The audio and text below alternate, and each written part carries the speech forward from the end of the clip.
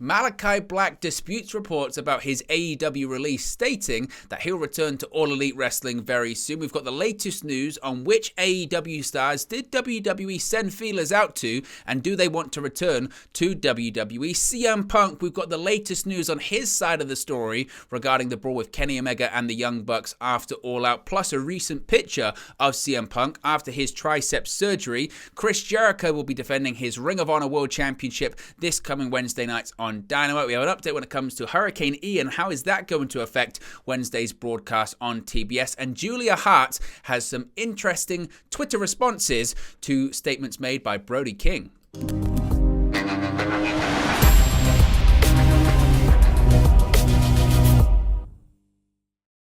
Hey guys, welcome back to Wrestle News 365. Hope everyone is doing very well. As always, there are plenty of news stories to get into in the world of All Elite Wrestling, so let's get straight into this Malakai Black news. Now, Malakai Black, his status regarding All Elite Wrestling has been very up in the air recently. Of course, there were rumors about him prior to All Out. He blew a kiss, did a bow to the crowd after his defeat at All Out when he teamed up with the House of Black. There was then reports that he requested his release, citing personal reasons, citing frustration, citing injuries. That's why he wanted to leave the company. There was then a rumor that he had been granted a conditional release. He had 4 years left on a 5-year contract, so he was released from the company, but he prohibited him from going back to WWE, which is where he wanted to go. Then he posted a lengthy statement explaining some of the reasons why he was unhappy and disputing a lot of the reports about him, his personal life, his private life, the well-being of family members, injuries. It's just a bit of a mess when it comes to Malakai Black. And Malakai Black once again has taken to social media to dispute some reports about his AEW release and actually say he's going to be back with All Elite Wrestling pretty soon. So let's get straight into this. Malakai Black has firmly denied the rumors about his release from All Elite Wrestling and says he'll be back with the company very soon. Now, previously, it was reported that Black asked for his release from AEW. Sean Ross Sapp of Fightful Select reported that initially it was denied. However, it was then reported that the feeling was among talent and the feeling within the company that his release was indeed granted. It was a conditional release, the conditions being that he couldn't go back to WWE. Now, Black later posted a statement on social media and confirmed that he asked for his release, and he also made it clear he needed to take some time away to recalibrate himself. Now, Malakai Black then went on Instagram Live on September 27, which is today, and firmly denied the rumors about his release. He started by stating that all of the rumors about him are not true, citing his initial statement about the matter. He noted that he used quotation marks in his message to show that he didn't agree with the wording. This is a pretty lengthy statement here, and as I mentioned, it was on Instagram Live. It was about 15 minutes, so bear with me. These are quite lengthy statements here. He said, quote, "Some people just can't seem to shut the F up and create things that are not there. So I have to go out here again and have a conversation with you guys. So guys, how many times do I have to tell people to not trust the people that are not in this business? If you can't even get the years of my contract right, which is a very minuscule detail, then how are you expecting, or how are people expecting these guys to know very intimate and private detailing in regards to my private business? My contract's not 5 years. My contract's never been 5 years. This is all bullshit. It's all lies. So, I posted a statement, and you, of course, all of you have read my statement, because even if you read my statement, it clearly reads that even release is in quotations. Now, if you don't know what quotations means, it means that the author does not agree with said quote or said word choice, or it also means that it's not his wording. Then, if it's followed by a bunch of multiple things in regards to my marital stuff, but it even says that my stuff about my conditional release, that it's false.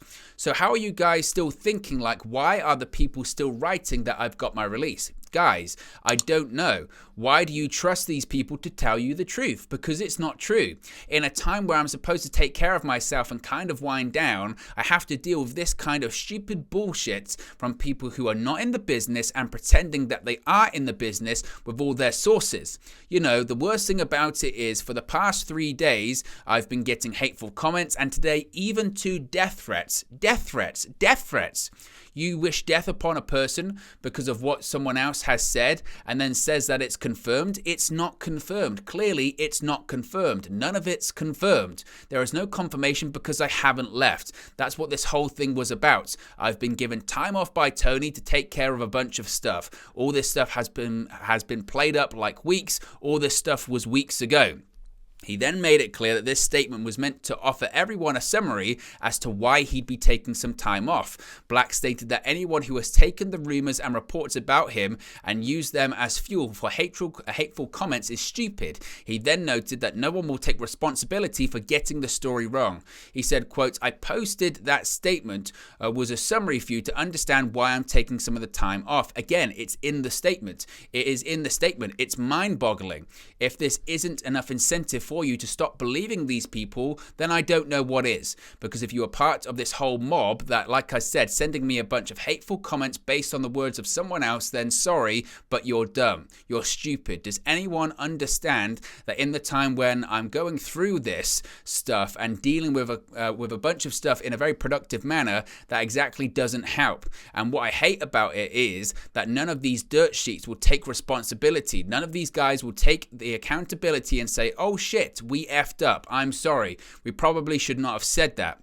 Oh, he's going through some stuff. Maybe we should not. Maybe we should take all of these baseless assumptions because, again, it turns out it's not true. None of it is true. Not one single thing of it is true. Now, Black continued expressing his belief that dirt sheets don't care about him. Instead, he stated they incorrectly tie things together to form a narrative for the sake of clicks. He went on to emphasize that he is simply taking some time off and fans will see him back in AEW at some point soon. So again, if you were part of this mob that felt the need to send me death threats, well then thank you, dirt sheets, because they don't care about my mental health. They don't care about your mental health. They don't care about your feelings. They don't care about my wife. They don't care about my family. They don't give a shit. All they want is dumb clicks with the stuff they're making up because they're tying bridges between things that are no longer there. They're tying things that don't exist because they want the narrative to exist. But again, I'm sure tomorrow there will be a different narrative and tomorrow it will be, oh, we got the wrong information. Oh, we heard it from this.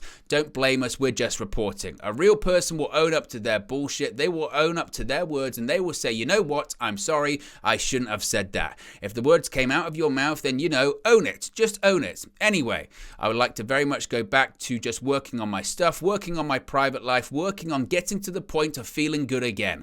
So I hope that this puts all of this stuff to bed. I'm definitely not going to be on my social media for a while because, like my God, again, guys, stop believing these things. It's unbelievable. Anyway, I will see you guys in a couple of weeks, maybe a couple of months. Like I said, I'm only taking some time off. That's it. Just taking time off. There's no conspiracy to this, just taking some time off. All right.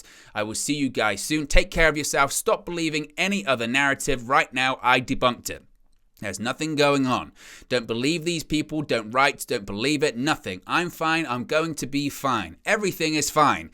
You'll see me right back with AEW pretty soon. I'm just going to take some time. That's it.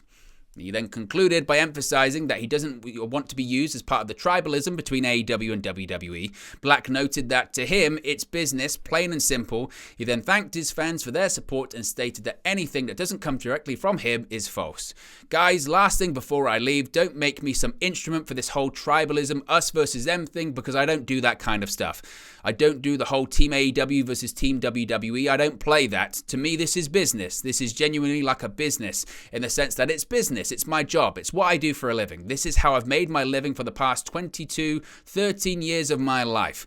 I've been in the business since the 2000s, so thank you for all of those people that have been supportive of me. Thank you for your nice messages. Thank you for the people who obviously did my statement and understood from the get-go that that means I wasn't released. So again, thank you for the support. Thank you very much. Not true if it didn't come from me. Even that said in the statement. If it doesn't come out of my mouth, it's not true. Now you've known me be a pretty calm guy for the most part, but this shit is annoying as hell. So again, take care of yourself and we'll see each other soon. Thank you very much. And now, a lot to get into there, to be honest with you, when it comes to Malakai Black and what he said. Obviously, look, he's very angry and he's very upset. And when we were talking about this previously here on the channel, and I said about when he released that statement, I felt really uncomfortable, to be honest, when I saw it, because I thought there was a lot of red flags in there. I felt that some of the things that had been written about him were over the line. I thought that some of the things being reported about him were over the line, and they had to be spot on to be written about it that way. When we're talking about mental health, when we're talking about people's private life, their marital status, I thought all of that, you have to be so careful, and people weren't being careful, they were being reckless. So I did really feel for the guy, especially when he spoke about the things going on in his personal life and talking about loss of life and possible other loss of life, and an injury where he thought he had to retire, and the pro wrestling aspect of it almost came secondary, and I felt horribly, and I said it here on the channel. Now, again, he's saying he wasn't even released, and those people that did report that are going to have to hold up their hands. I have seen what he's saying when he's saying that, some people are now saying, well, it was we said that people thought this and people thought that, but you always have to do your due diligence with these kind of things, I suppose, there as well. Now, when it comes to a bit of confusion about his contract length, when he said, my contract isn't 5 years, it's never been 5 years, I would push back there slightly and say, well, why is the president and CEO of AEW going on national radio, Busted Open Radio, and saying he has guys like Malakai Black and Adam Cole to 5-year deals? Because one of them there is incorrect, and by the way that Malakai Black is talking, it would appear it's Tony Khan. So why is Tony Khan doing that?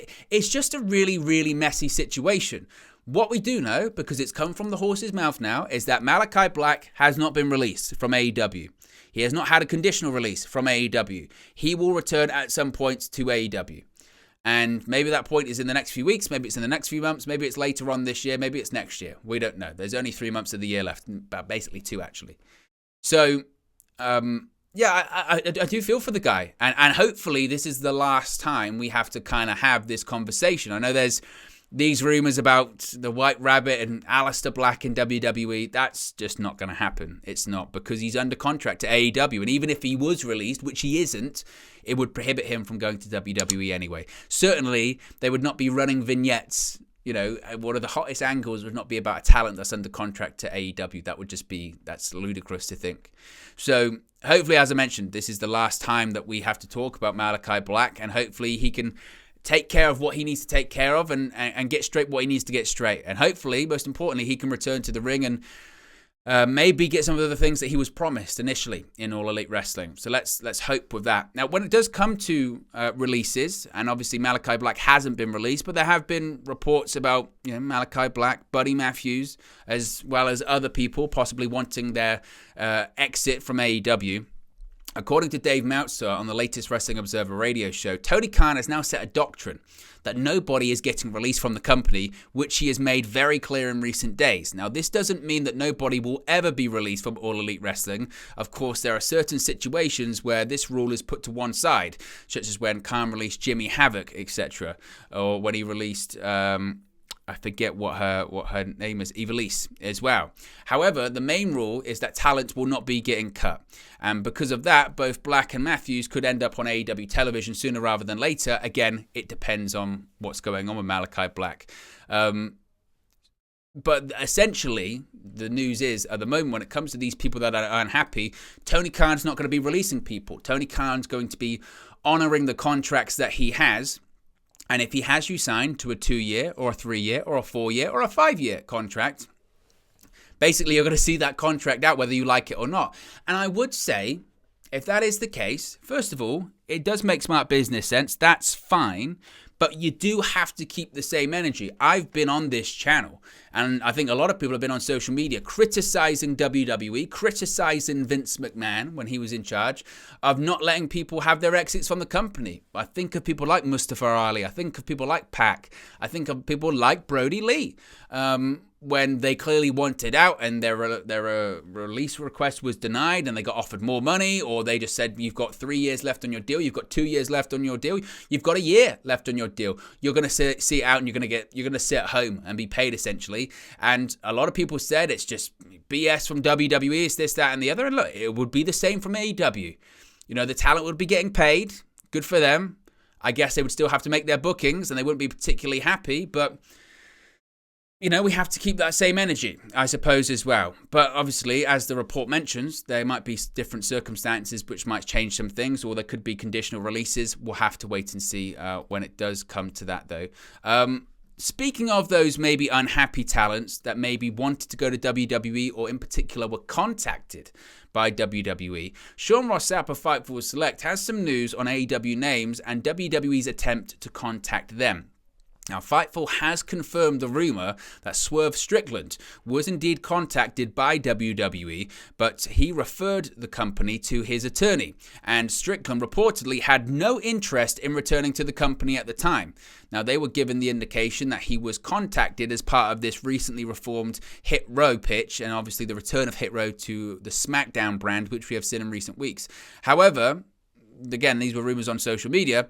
Fightful are reporting that as of right now, Keith Lee has not been contacted by WWE, contrary to rumors. There were rumors that both Lee and Strickland had been contacted to return to the company, or feelers had been sent out to them, and they both turned them down because they weren't happy with how they were treated previously by the company. Fightful are reporting Keith Lee has had no contact. However, they have confirmed that Swerve Strickland was indeed contacted by WWE. And as I've mentioned, it's a very, very murky game that WWE are playing here, because let's face it, that is just contract tampering. And I understand that it's pro wrestling, it goes on, it's always gone on. AEW does it, WWE does it, every company does it, they're always talking to each other, but this is just very blatant, and it's several names, and I'm not surprised, and I don't blame, frankly, AEW for reaching out and sending this warning, this legal letter to WWE that they did, because WWE just went on an all-out charm offensive. And even if they haven't got anyone from AEW to jump ship, because legally they can't, but if at the very least they just wanted to make some people unhappy, or maybe plant the seeds or sow the seeds for them to return later on, they've done exactly what they intended to do. Now, Fightful are also reporting that a popular internet rumor was that before Bobby Fish had asked Adam Cole and Kyle O'Reilly to leave All Elite Wrestling with him to go back to WWE. This report, according to Fightful, was vehemently denied by numerous AEW sources, and WWE sources have stated there haven't been talks between Bobby Fish and the company. Now, it must be said, these AEW sources, we don't know who they are. We don't know if they're Adam Cole, they're Kyle O'Reilly. We don't know if they're executives higher up in the company. But they can't disprove that a conversation did happen. Take it with a pinch of salt. Miro was also another name mentioned online as being contacted by WWE. Fightful haven't heard whether or not he has been contacted as of right now, but they were told that he hadn't asked for his release. This is something we did talk about the other day. And we spoke about Malakai Black as well just a second ago. That situation is what it is right now. As noted last week, FTR, the current Ring of Honor, AAA, and IWGP Tag Team Champions, were indeed contacted by WWE feelers at some point, but as of right now, of course, they are still with AEW. So, look, keep an eye on that, because that situation clearly is going to rumble on. Let's talk CM Punk. You can see him right there. We have a latest picture of Punk, and you can see the results of the surgery that he has just undergone on his torn triceps. Of course, he tore those the tricep muscle at the in the All Out main event when he faced off against Jon Moxley. Of course, but we also have an update on the side, or the perspective, shall we say, of CM Punk's side of things, what happened at All Out. Now, obviously, that backstage fight with Punk and trainer Ace Steel on one side, the Young Bucks and Kenny Omega on the other, broke out following Punk's comments during the post-show media scrub. Now, the reports on how the brawl started have varied from the get-go. Though it's been widely accepted that CM Punk punched Matt Jackson at least once, it's also been widely accepted and reported that Kenny Omega was bitten and his hair was pulled by Ace Steel. Now, CM Punk's side is reportedly backing down on their side of the story, which involved the Young Bucks kicking at the time, the AEW World Champions locker room door down after the scrum. Now, this comes from Brian Alvarez, who is he very close to? The Young Bucks and Kenny Omega. Who was Brian Alvarez called out by during the media scrum, in person? CM Punk. So, take it with a pinch of salt, as is everything when it comes to these eyewitness reports. But Brian Alvarez reported on Wrestling Observer Live that there really aren't two sides of the story anymore. That Punk threw the first punch is unanimously agreed, with his side backing away from kicking the door down thing. Now the only real disagreement centers around the Bucks' perceived level of aggression. This is what Alvarez said, quote, "The thing about the brawl is there really aren't two sides of the story anymore. There were two sides of the story for a while, but now pretty much both sides agree that CM Punk threw the first punch. the Punk side has backed off the kicking the door down thing. They have admitted the Bucks didn't kick the door down. The Young Bucks did go into the room. They didn't just go into the room with the head of legal. They went into the room with the head of legal, Mega Perek, and the head of talent relations, Christopher Daniels. So they aren't kicking the door down. And like I said, both sides agree they didn't kick down the door. Really, the only disagreement at this point is, were the Bucks aggressive? Punk's side admitted he threw the first punch. The only disagreement is, was he actually in fear for his safety, or did he just start punching? Now, of course, at this time, all men are still suspended by AEW. And as I've mentioned, as you can see on the screen right there, you can see a recent picture of CM Punk reportedly taken this week, which he features a brace on his left arm. Of course, straight after All Out, days after All Out, he reportedly underwent surgery for a torn triceps that he suffered in the main event match against Jon Moxley, reportedly tearing the muscle on a tope suicida. It's expected that he's going to be out of action for up to 9 months. If indeed he ever returns to AEW, there have been speculation that he may never wrestle another match for All Elite Wrestling, and he may be in the process of negotiating some sort of contract buyout with the company. Again, when it comes to the Brian Alvarez stuff, look, he's clearly got one side of things, on the side that he believes. It does jive with what other things are saying, that Punk's side of things are backing down a little bit, and Punk threw the first punch. I think even with that, even if there was a perceived level of aggression by the Young Bucks, CM Punk, I think, will end up not returning to AEW. I think at this point, I think the only thing he has in his favor now is that he's out of action for such a long period of time. The fact he's out for such a long period of time, it might just be a case of time heals some of the wounds, and it gives AEW more time to figure out what they want to do.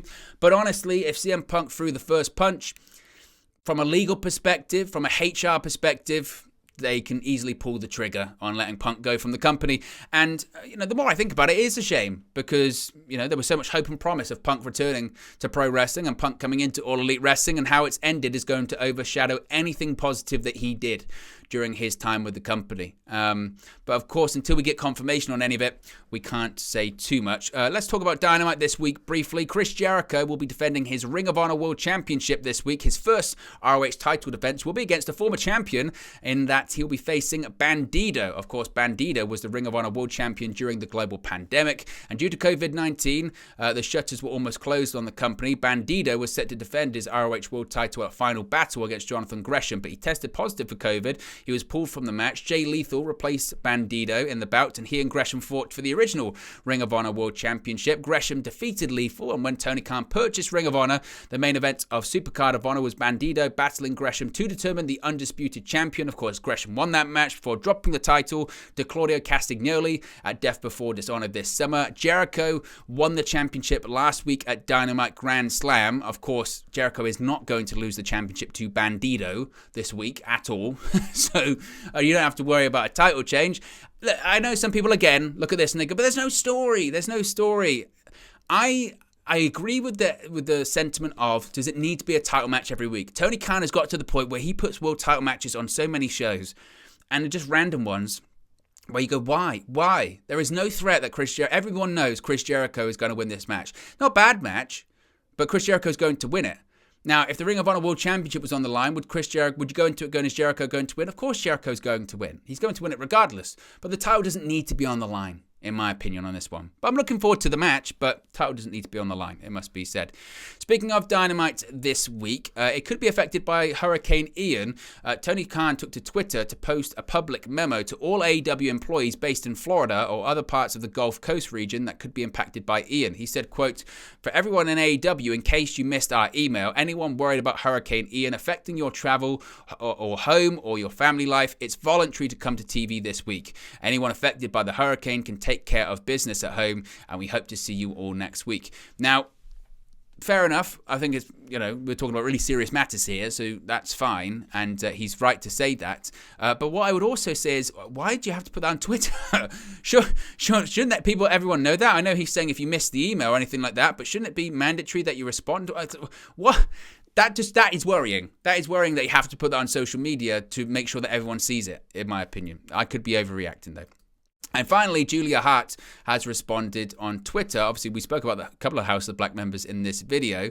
One half, though, of the group's members, Brody King and Julia Hart, do not appear to be going anywhere anytime soon. Of course, King confirmed as much, conveying his feelings with a Leonardo DiCaprio "I'm not leaving" gif from The Wolf of Wall Street, assuring fans he's not going to be on his way out of the AEW door. This led to Hart to retweet King's initial message with a comment of her own on Monday morning saying, "Bless," Hart succinctly said. So Julia Hart is not going anywhere. Brody King isn't going anywhere. And according to Malakai Black, he's not going anywhere in terms of leaving AEW. He's just taking some time off. So there you go, guys. That's the latest AEW news for you today. Be sure to smash a like on the like button. Be sure to subscribe, bottom right-hand corner. Let me know your thoughts on today's AEW news in the comment section below. And I'll speak for you again very, very soon. Hey guys, thank you for watching, listening, streaming, or however you come across this video today. Be sure to click on the video on the right there to watch our next video, or click the bottom there to subscribe, or the bottom right hand corner. Thank you very much, and I'll speak to you again very